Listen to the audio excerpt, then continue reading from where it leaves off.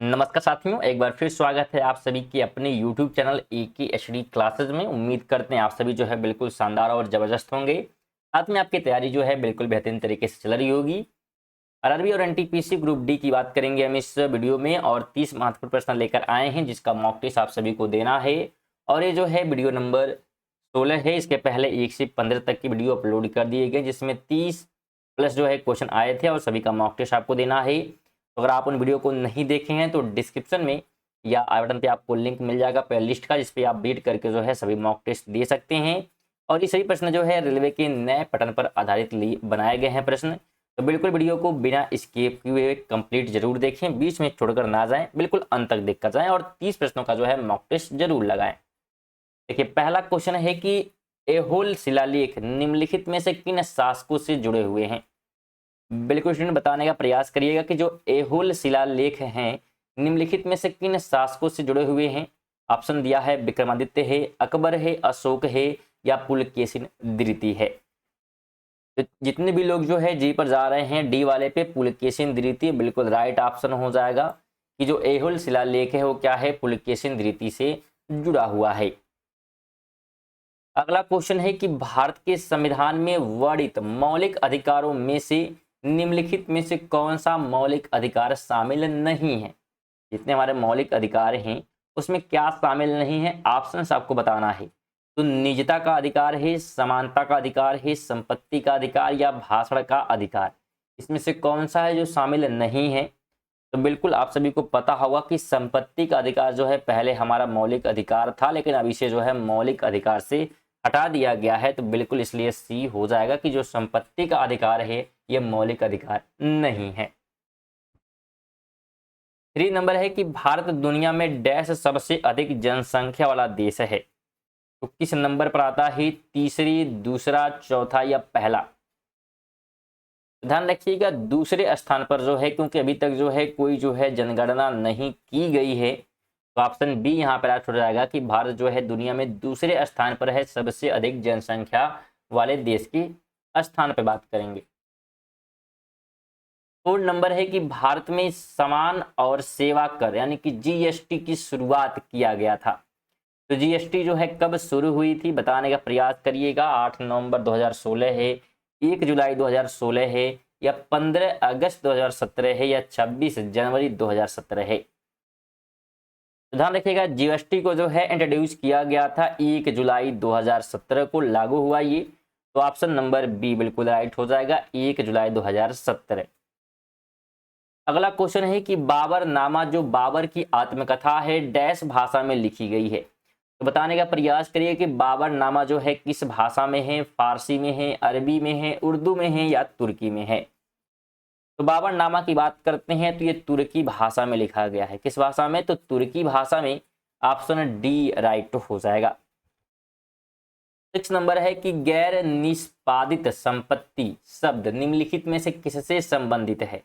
गैर निष्पादित संपत्ति की बात की जा रही है तो ये शिक्षा से जुड़ा हुआ है, बैंकिंग से, कृषि से या स्वास्थ्य से। ध्यान रखिए गैर जो निष्पादित संपत्ति है ये जो है जुड़ा हुआ है बैंकिंग से। ऑप्शन नंबर बी राइट हो जाएगा। अगला क्वेश्चन है निम्नलिखित में से क्या 8वीं अनुसूची में उल्लेखित सरकारी भाषाओं में से एक नहीं है। यानी ऑप्शन के हिसाब से बताना है वो कौन सी भाषा है जो 8वीं अनुसूची में शामिल नहीं है, उसका उल्लेख नहीं मिलता है। बोहू दिया गया है, डोगरी है, नेपाली है या गढ़वाली यानी कि पहाड़ी। तो किसका उल्लेख नहीं मिलता है 8वीं अनुसूची में। तो जो पहाड़ी भाषा है गढ़वाली जिसे कहा जाता है इसका उल्लेख नहीं मिलता है, बाकी सभी का जो है उल्लेख मिल जाता है। तो बिल्कुल आपको ध्यान रखना है डी ऑप्शन। 8 नंबर है कि 1931 में भारत की नई राजधानी के रूप में नई दिल्ली का उद्घाटन करने वाले वायसराय का नाम क्या था। बताने का प्रयास करिएगा। लॉर्ड कर्जन है, लॉर्ड वेल्जरी है, लॉर्ड इरविन है या लॉर्ड कॉर्नवालिस है। राइट ऑप्शन यहाँ पे सी हो जाएगा, लॉर्ड इरविन द्वारा जो है उद्घाटन किया गया था। तो आपको ये ध्यान रखना है दिल्ली को जो है राजधानी के रूप में। 9 नंबर है कि डैश में स्थित कंचनजंगा भारत की सबसे ऊंची चोटी है। तो कंचनजंगा किस राज्य में है बताने का प्रयास करिएगा। हिमाचल प्रदेश, अरुणाचल प्रदेश, उत्तराखंड या सिक्किम। तो कंचनजंगा जो है सिक्किम में है। कहां पर? तो सिक्किम में। ऑप्शन डी राइट हो जाएगा। 3 की बात करें, निम्न में से किसकी खदानें कर्नाटक में बहुतायत से मिलती हैं? किस चीज की खदानें हैं जो ज्यादा संख्या में हैं कर्नाटक में? सोना या पेट्रोलियम, कोयला या प्लेटिनम? तो सबसे अधिक जो खदानें हैं वो सोना की हैं। किसकी हैं? तो सोना की। कहां पे बात हो रही है? कर्नाटक में। स्टूडेंट, अगर आप करंट अफेयर पढ़ना चाहते हैं तो आप उसे भी हमारे चैनल पर पढ़ सकते हैं। डेली सुबह 6 बजे जो है करंट अफेयर की वीडियो आती है, जिसमें 15 महत्वपूर्ण करंट अफेयर के क्वेश्चन आंसर कवर कराए जाते हैं, जो सभी प्रकार की परीक्षाओं के लिए महत्वपूर्ण है। साथ में आरआरबी, एनटीपीसी और ग्रुप डी के लिए महत्वपूर्ण है। तो जरूर आप लोग उन्हें भी देखें, क्योंकि इसमें करंट अफेयर से भी क्वेश्चन क्या है पूछे जाते हैं। तो बिल्कुल आपको करंट अफेयर भी तैयार होना चाहिए। तो जरूर आप लोग उन्हें भी वीडियो देखें। चलिए आगे हम बात करते हैं 11 की। 11 नंबर क्वेश्चन है, निम्नलिखित में से किस समाज सुधारक की जयंती को चिन्हित करने के लिए 12 जनवरी को राष्ट्रीय युवा दिवस मनाया जाता है? ऑप्शन है राजा राम मोहन राय, रामकृष्ण परमहंस, स्वामी विवेकानंद या दयानंद सरस्वती। तो 12 जनवरी को राष्ट्रीय युवा दिवस जो है किस के जन्मदिन पर मनाया जाता है बताने का प्रयास करिएगा। तो ये जो है स्वामी विवेकानंद के जयंती पर। ऑप्शन सी राइट हो जाएगा। 12 की बात करें तो ऑल इंडिया रेडियो की स्थापना किस वर्ष हुई थी? ऑल इंडिया रेडियो की स्थापना की बात की जा रही है। तो ये स्थापना जो है 1936 में हुई थी। आपको सी यहाँ पे ध्यान रखना है। 13 की बात करें तो पाल राजवंश का पहला राजा कौन था? बताने का प्रयास करिएगा कि पाल राजवंश का पहला राजा कौन था? गोपाल है, देवपाल है, मदन पाल है या नंदलाल है? राइट ऑप्शन बिल्कुल ए हो जाएगा। गोपाल जो है पाल राजवंश का पहला राजा है। अगला क्वेश्चन है कि भारतीय संविधान का चौथा अध्याय किससे संबंधित है? मानवाधिकार से, संघीय न्यायपालिका से, संसद से या राज्य की नीति निर्देशक तत्व से? तो किससे जो है जुड़ा हुआ है बताने का प्रयास करिएगा। तो जो चौथा अध्याय है संविधान का, ये जो है जुड़ा हुआ है राज्य की नीति निर्देशक तत्व से। ऑप्शन नंबर डी राइट हो जाएगा। 15 है कि राम सेतु निम्नलिखित में से कहां पर स्थित है? अगर हम राम सेतु की बात करते हैं तो ये कहां पर है बताने का प्रयास करिएगा। तो राम सेतु जो है पाक जलद मरुमध्य में है। ऑप्शन नंबर सी राइट हो जाएगा। राम सेतु की बात हो रही है कहां पर है? तो पाक जलद मरुमध्य में। 6 नंबर है कि मानव विकास सूचकांक को 1990 में डैश द्वारा विकसित किया गया था। तो किसने जो है विकसित किया मानव विकास सूचकांक को? महबूब खान है, सैयद अल हक है, उल हक सॉरी, और महबूब उल हक और अमर्त्य सेन या अपारा सेन? तो सी आपको ध्यान रखना है कि महबूब उल हक और अमर्त्य सेन, इन दोनों के द्वारा जो है ये क्या है विकसित किया गया मानव विकास सूचकांक 1990 में।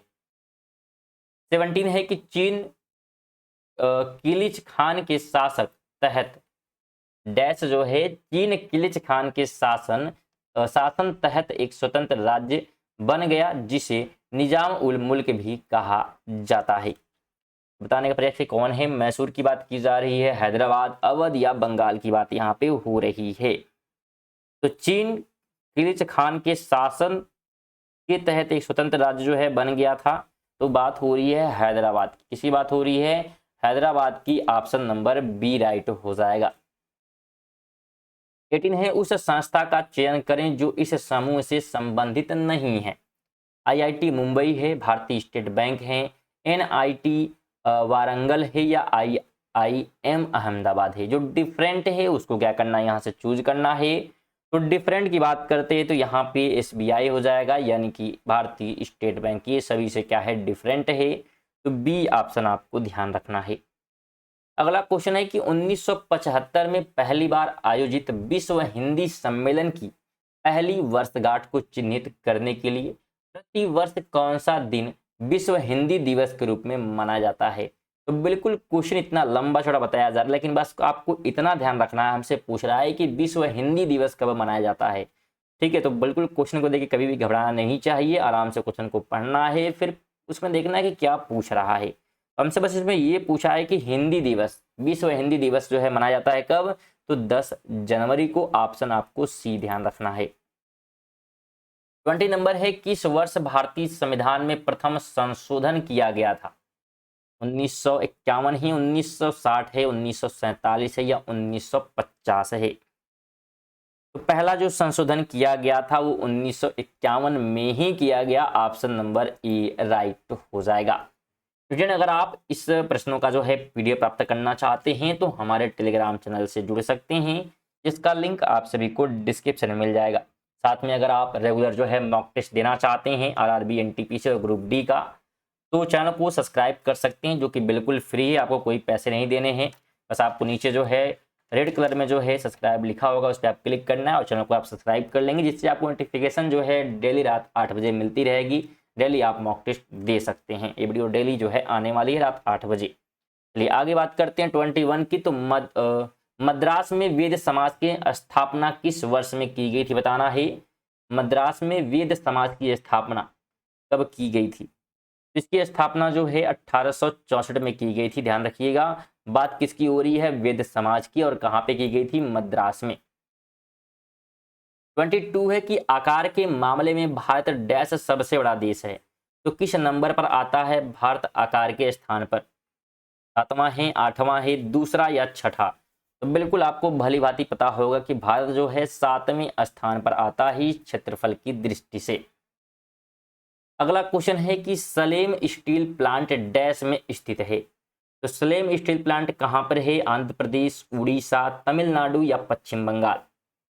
बताने का प्रयास करिए, क्योंकि मॉक टेस्ट चल रहा है तो सभी क्वेश्चन आप जवाब दीजिए और चेक करिए कि आप 30 में से कितने प्रश्न सही कर पा रहे हैं। तो बिल्कुल ये ध्यान रखिएगा, तमिलनाडु में है। कहां पर है? तो तमिलनाडु में स्थित है। 24 है कि क्वांटम नंबर होते हैं, तो क्या होते हैं क्वांटम नंबर? तो ध्यान रखिएगा, जो क्वांटम नंबर है क्या होते हैं? तो संख्यात्मक मूल्य होते हैं। ऑप्शन नंबर डी राइट हो जाएगा।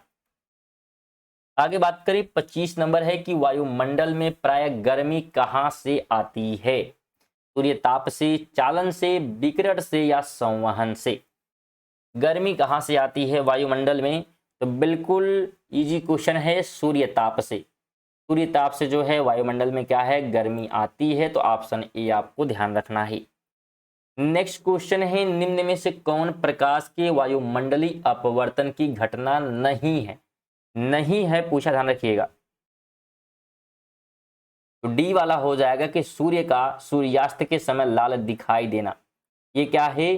प्रकाश के वायुमंडलीय अपवर्तन की घटना नहीं है। तो ऑप्शन आपको डी ध्यान रखना है। साथ में बाकी ऑप्शन भी आप जरूर पढ़ें और पीडीएफ प्राप्त करके हमारे जो है टेलीग्राम चैनल से कि क्या क्या चीजें होती हैं।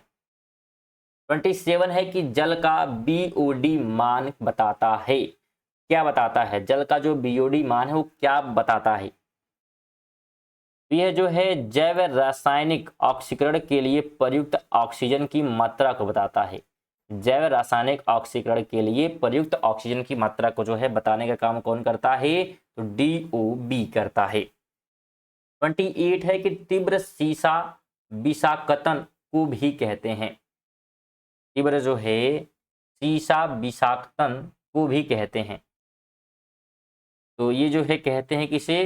तो ध्यान रखिएगा, प्लम्बिज्म को। प्लम्बिज्म को ऑप्शन नंबर बी राइट हो जाएगा। 29 है कि रंध्र मुख यानी कि द्वार इस पर आधारित है। और किस चीज पर आधारित है? रंध्र मुख द्वार। बताने का प्रयास करिएगा। तो ये जो है आधारित होता है द्वार कोशिकाओं में जीव द्रव्य कुंचन से। ऑप्शन नंबर ए राइट हो जाएगा। 30 नंबर है कि प्रकाश संश्लेषण के लिए इसकी आवश्यकता होती है। तो किस चीज की आवश्यकता होती है प्रकाश संश्लेषण के लिए? धूप है, जल है, पराहरित है या ये सभी?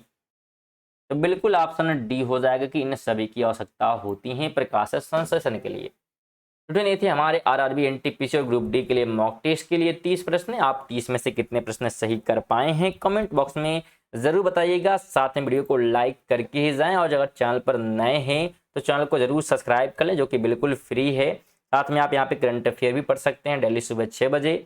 और साथ में वीडियो को एक दोस्त को जरूर शेयर करिएगा, आपसे निवेदन है। चलिए मिलते हैं नेक्स्ट वीडियो में, तब तक के लिए जय हिंद जय भारत।